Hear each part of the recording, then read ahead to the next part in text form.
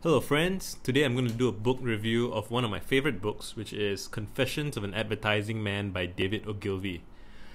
I have always been curious about advertising and marketing, and I think that at some point I was even interested in having a career in advertising. I do recall having some friends, I think, older friends who worked in advertising maybe, or acquaintances. And when I was a teenager, I used to go to the library, and then I would want to do my homework, and then I would prepare a pile of magazines, Esquire, GQ, a bunch of those magazines, Rolling Stone, as kind of reward material for to check out on my breaks between studying. And then I just wouldn't study and I just read the magazines instead, which on retrospect I think was a great decision and a very important part of my education. And while reading those magazines, I think I just developed an interest in writing, in marketing, in presentation, in aesthetics, right? Like I just cared about all of those things, about positioning, flair, style. And I got the sense early on, I don't remember how exactly, that Ogilvy was cool. Like Ogilvy, the company back then, at least, was something that advertisers that I knew of kind of aspired to be, or to work at. Like people wanted to work for the firm, and I would sometimes see people quoting Ogilvy, and I remember thinking that a couple of the people who were quoting Ogilvy all the time were people that I didn't like. And so I was averse to... I had this kind of conflicting set of beliefs. One was that Ogilvy's probably cool, and another set is that, well, the people who are quoting him are annoying, so do I really want to get into that? And I can't remember when I found this book. But it's an old copy. I think I got it from like a secondhand bookstore, and like the back page is torn off, and it says $1.25, which what a delightful time it must have been that books were that cheap. And it was done a long time ago. Yeah, it was printed in 71 or 72, right? And this is one of my favorite books. It's so well written. It's so full of character and personality, and it's so sharp and clever. I have a whole Twitter thread where I'm talking about the book, and I'm gonna reference it in my video as well while I look through it. But where do I start? Even the content page, I don't know if you can see it. You probably can't see it. The content page is you can't see it. Focus. Is it focusing? No.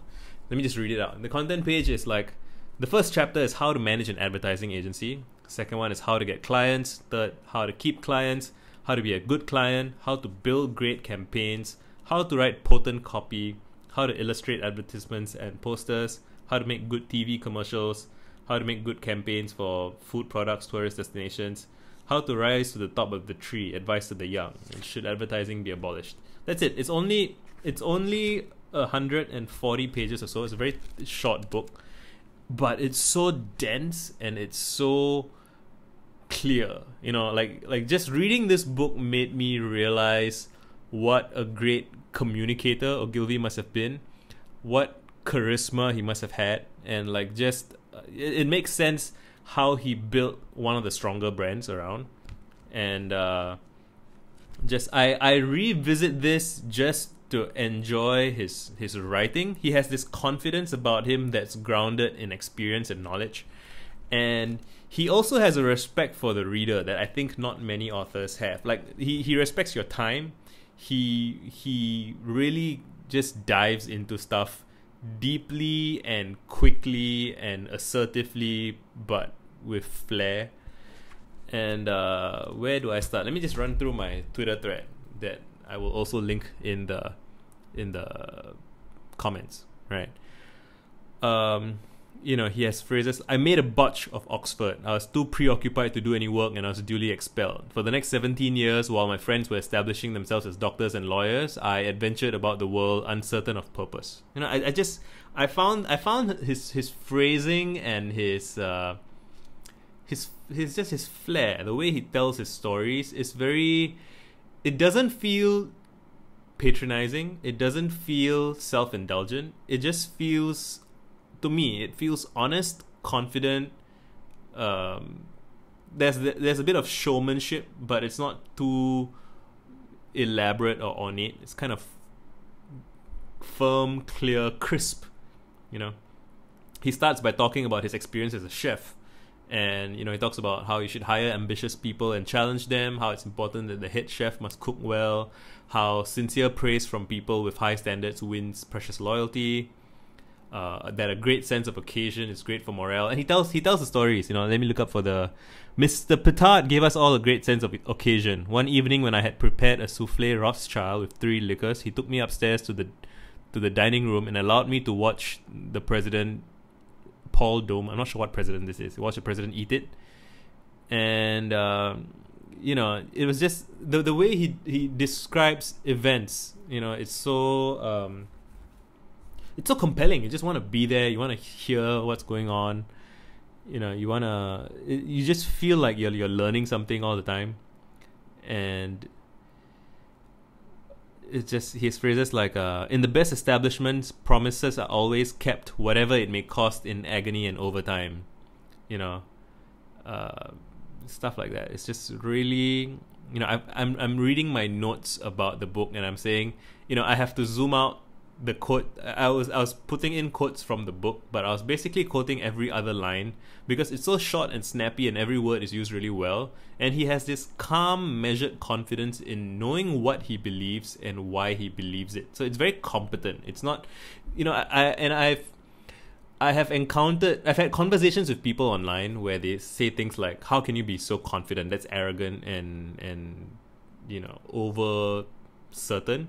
But you can be certain about things that you've put in the work to understand. And I remember, I had that experience reading and talking to David Deutsch, the physicist, and he says things with a calm confidence that makes me go, wait, how do you know that? How can you be sure? And then he lays it out and you're like, oh, okay, I guess you've really thought about this for many, many years. And so, it's grounded in experience and knowledge. It's like drawing a portrait with very few strokes of the pen, because you don't need the just the extraneous details. Like you know what lines count and what don't. There's a Picasso quote about this. It's pretty interesting. He has summarized and compressed his own insights so skillfully and so densely that my usual Twitter book summarizing skill is basically worthless here, since he's already applied that filter to his own writing. Like he basically writes lists. So there's one where he talks about the kind of behavior that I admire in people who work at an advertising agency. 1, I admire people who work hard, who bite the bullet. I dislike passengers who don't pull their weight in the boat. It's more fun to be overworked than underworked. There's an economic factor built into hard work. The harder you work, the fewer employees we need, the more profit we make, the more money becomes available for all of us. Number 2, I admire people with first-class brains, because you can't run a great advertising agency without brainy people. But brains are not enough unless they're combined with intellectual honesty. I admire people who work with gusto. If you don't enjoy what you're doing, I beg you to find another job. I despise toadies who suck up to their bosses. They're generally the same people who bully their subordinates. I admire self-confident professionals, the craftsmen who do their jobs with superlative excellence. They always respect the expertise of their colleagues. They don't poach. I admire people who hire subordinates who are good enough to succeed them. I pity people who are so insecure that they feel to hire inferiors as subordinates.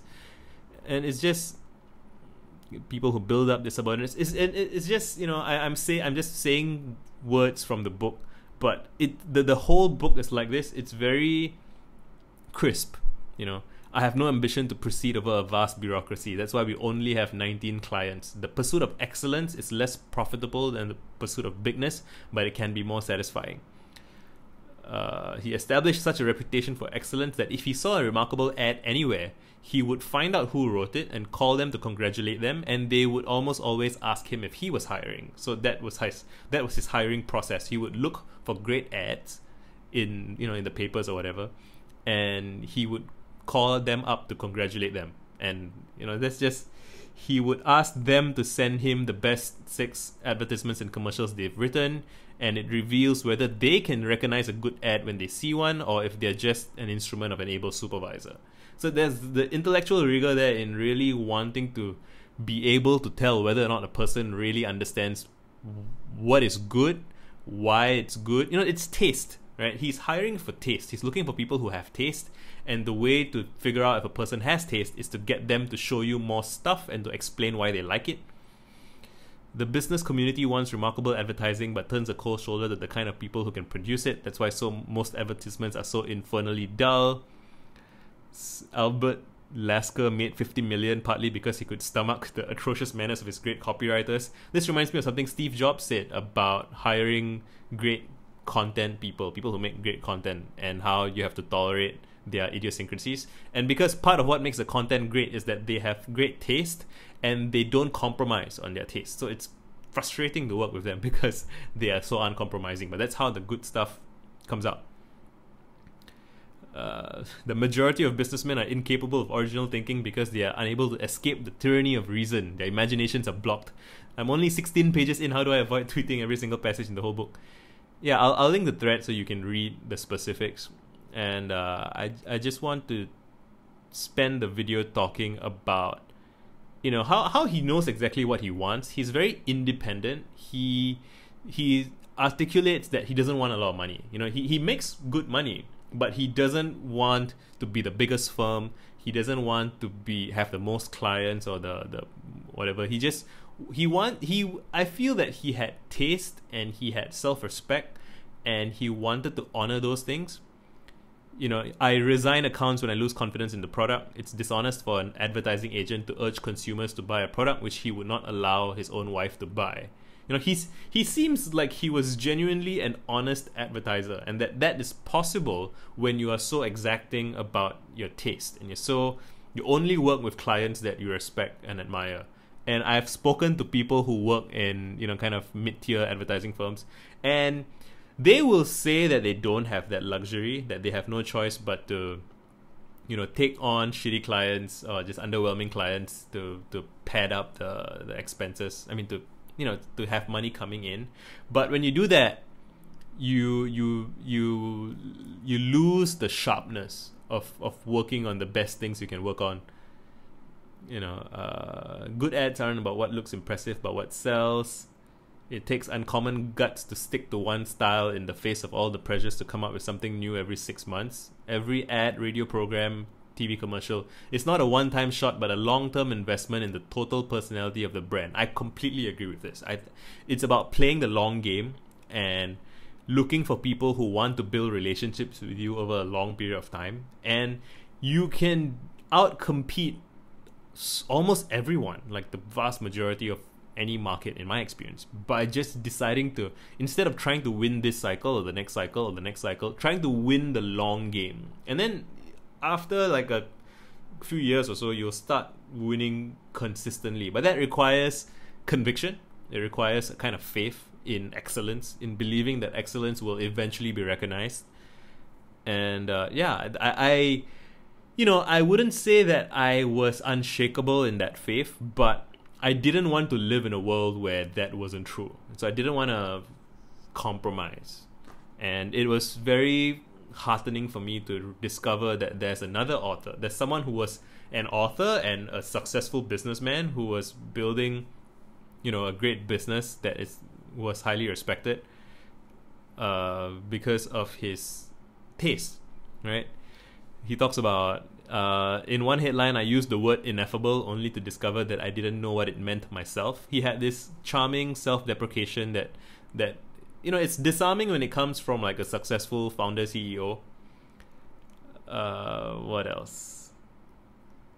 Yeah, he wrote so many things in lists, and I say that he wrote in Twitter threads. Yeah, that's all from my Twitter thread, but let me just say more about Ogilvy. the brand today, I don't think has its DNA anymore as much. Like they will, you know, if I remember correctly, they have been working with ICE. Maybe I can't remember the specifics, but I know that like people who have been working at Ogilvy have been frustrated internally with the decisions that they've been making, and just it is kind of sobering. And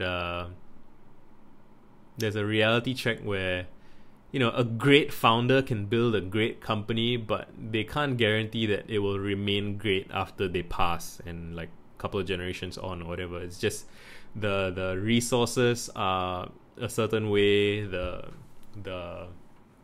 incentive structures within the company are a certain way, right? There's this idea called the iron law of bureaucracy, which is that in any given organization there will be the people who make things done, get things done, and do the important jobs, and then there will be the people who kind of work the system itself.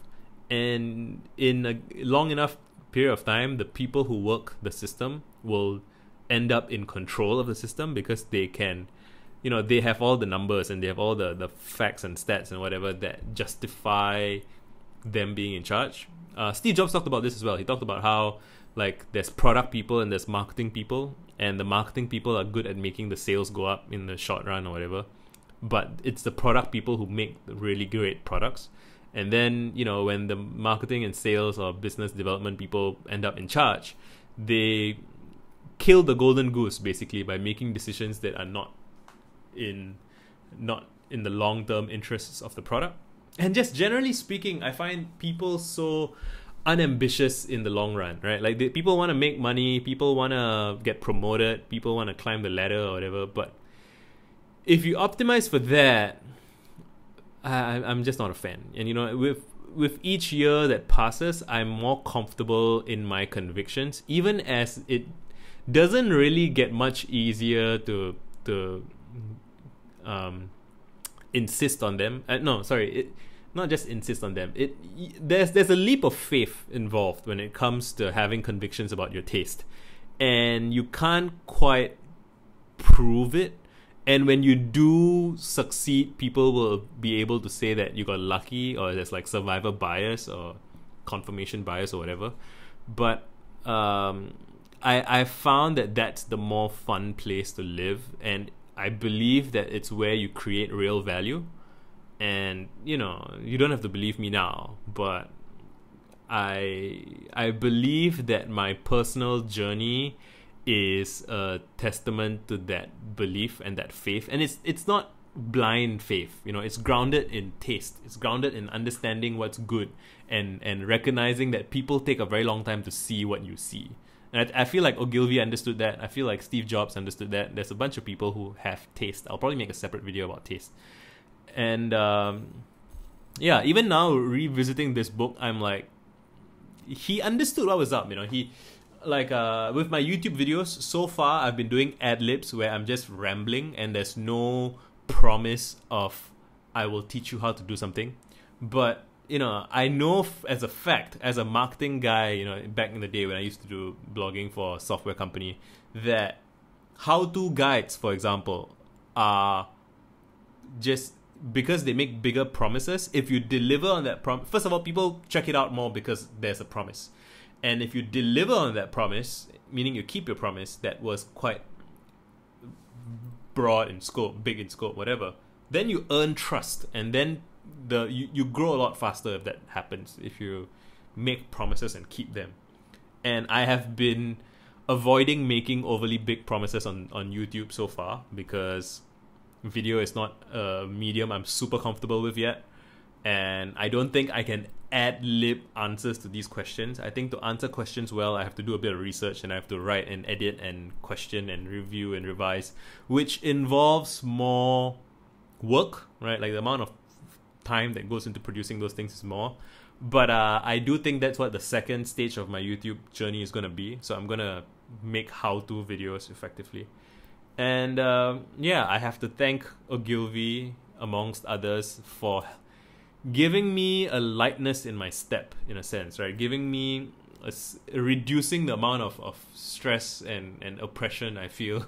Oppression, like an oppressive environment where everyone around you, if you say something like, so Ogilvy said, I have clients that I want to work with and I'm only going to work with them, right? And to have that vision when you are a nobody at the start, like, to be that, there is an arrogance in that, in having standards and knowing that other people have done this before and succeeded with it is incredibly, it's a huge relief for me, because I don't want to be arrogant.